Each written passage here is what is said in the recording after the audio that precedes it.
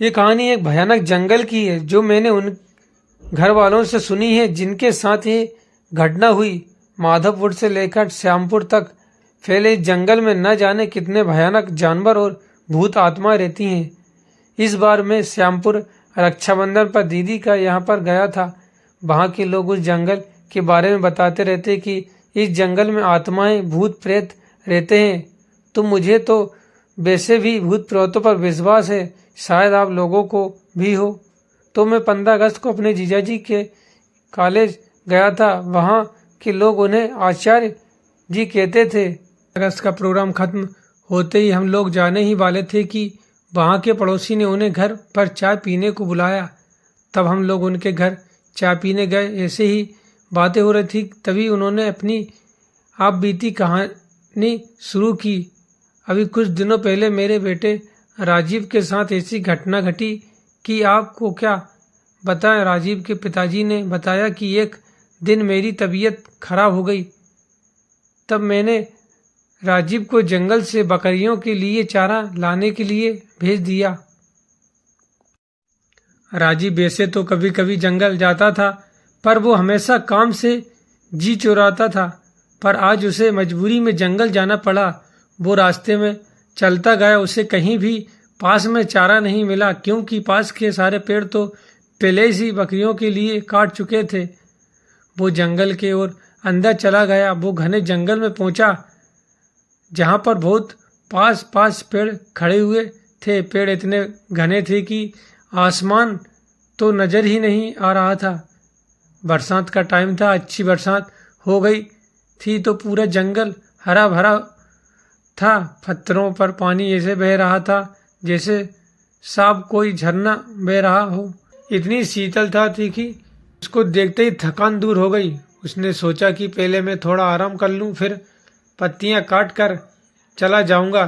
थोड़ी देर ही हुई थी कि उसे सोए हुए उसने सपना देखा कि वह चारे के चक्कर में बहुत दूर आ गया। कोई खड़ा है। उसकी शक्ल देखते ही उसकी आंखें खुल गईं और वह डर गया। अब उसे और ज्यादा डर लगने लगा। अब चारा तो काट रहा था, पर वह सपने की बात याद करके बहुत घबराया हुआ था। उधर सूरज भी ढलने वाला था। उसने देखा कि एक भालू उसकी ओर भागता हुआ आ रहा है और उसके ऊपर झपटा। उस लाल आंखें, दांत बाहर निकले हुए ऊपर से नीचे तक इतना भयानक कि वह डर गया और पागल सा होकर भागने लगा। कि तो होश ही उड़ गए। वह एकदम बैठ गया और वह भालू ऊपर से निकल के नीचे गिरते ही वह आदमी बन गया। उसके गाल पिचके हुए, हाथ टेढ़े और पैर उल्टे, या लंबी दाढ़ी और दांत होंठ कटकर बाहर निकले हुए। राजीव तो बस उसे देख रहा था, पर उसके होश ठिकाने नहीं थे। वह वहीं पर गिर पड़ा। इधर घर वालों को चिंता हो रही थी कि अंधेरा हो गया, राजीव अभी तक क्यों नहीं आया। उसके बड़े भाई ने कहा कि अभी आता ही होगा। सब लोग जब इंतजार करके थक चुके तो रात के 10 बज चुके थे। उसके भाई को लगा शायद कुछ तो गड़बड़ है। लोगों ने कहा चलो ढूंढते हैं, क्या पता इतने बड़े जंगल में कहाँ क्या हो गया होगा।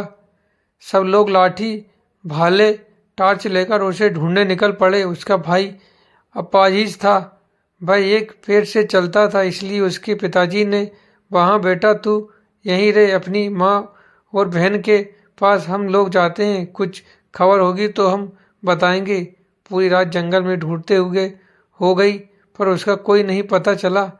जहाँ तक वो लोग जानते थे वहाँ तक सारा जंगल छान डाला, मगर राजीव को कोई पता नहीं। सब लोगों ने कहा कि अभी घने जंगल में जाना ठीक नहीं है, अभी सुबह होते ही चलेंगे। अभी 5 बजे हैं, अभी 1 घंटे में सुबह हो जाएगी। सब लोगों ने वहीं बैठकर सुबह का इंतजार करने लगे। थोड़ी देर बाद सुबह हो गई। सब लोग ने कहा चलो अब चलते हैं। सब लोग चल दिए आवाज लगते हुए राजीव राजीव। पर राजीव बेचारे क्यों भूख प्यास के मारे वो हालत हो गई थी कि वह बस सुध बुध खो बैठा था। उसे अब यह नहीं पता कि मैं कहाँ पर हूँ। 2 दिन हो गए। उधर राजीव का भाई बहुत चिंतित था। बेचारा कुछ कर भी तो नहीं सकता था। भाई जाकर अपने सामने खड़े हुए नीम के पेड़ के नीचे गड्ढा खोदने लगा और कहने लगा, मेरा भाई आएगा, मेरा भाई आएगा। भाई कहे जा रहा था। दोस्तों, उस नीम पर वह रोज सुबह दूध चढ़ाता था, उसे अपने देवता का निवास मानते थे। इधर उसके भाई की पुकार सुन के उनके देवता निकल पड़े। उधर रात हो गई थी और राजीव को उन भूतों ने घेर रखा था। भाई खुद बता रहा था, भाई क्या बताऊं, उस रात की बातें याद करके मैं अभी भी डर जाता हूँ। वहां पर इतने भूत एक साथ मैंने क्या किसी ने सपने में भी नहीं देखे होंगे। किसी की गर्दन अलग, कोई बिना आँख का, कोई बिना कान का ढांचा मेरे चारों तरफ तांडव कर रहे थे। मैं कभी जिंदगी में सोच नहीं सकता कि ऐसा दिन भी आएगा। ऐसी तरह की आवाजें निकाल रहे थे। सारा जंगल उनकी आवाज से गूंज रहा था। मुझे लग रहा था कि मैं अब बचने वाला नहीं हूँ। लगता है ये लोग मुझे मार डालेंगे। मैं तो इतना डरा हुआ था कि मैं रो रहा था कि अचानक घोड़े के पैरों की आवाज आई। सब लोग शांत हो गए। सब लोगों ने आस तोड़ दी थी कि अब हमें राजीव नहीं मिलेगा। सब लोग वापस आ गए। सारे घर में मातम सा छा गया। इधर किसी ने कहा कि किसी भरत को बुलाओ और पता करो कि वो अभी तक जिंदा है कि नहीं। एक आदमी वहां के भरत को बुलाने चला गया। उधर राजीव के देवता वहां पर पहुंचे, हाथ में तलवार, घोड़े पर सवार। उनको देखते ही सारे भूत भागने लगे। उन्होंने एक एक को पकड़ पकड़ के ऐसे मारा जैसे कोई हीरो फिल्म में एक योद्धा सबको काट देता है। जैसे ही उनकी तलवार उनकी गर्दन पर पड़ती है तो वह मिट्टी में मिल जाते हैं। ये सब राजीव अपनी आंखों से देख रहा था। तब उस घुड़सवार ने कहा कि तुम अब चिंता मत करो, मैं आ गया हूँ और सुबह तक कोई तुम्हें लेने आ जाएगा। अब तुम बेफिक्र होकर सो जाओ। उनके आने से मेरा सारा डर भाग गया हो और मैं आराम से सो गया। इधर भगत जी आए। उन्होंने अपना ध्यान लगाकर देखा और कहा कि तुम्हारा लड़का सही सलामत है और कल आ जाएगा। तुम्हें चिंता करने की कोई जरूरत नहीं है। वहां पर तुम्हारे देवता पहले ही पहुंच चुके हैं और राजीव का भाई अभी वहां पर बैठा है और कहे जा रहा है, मेरा भाई आएगा।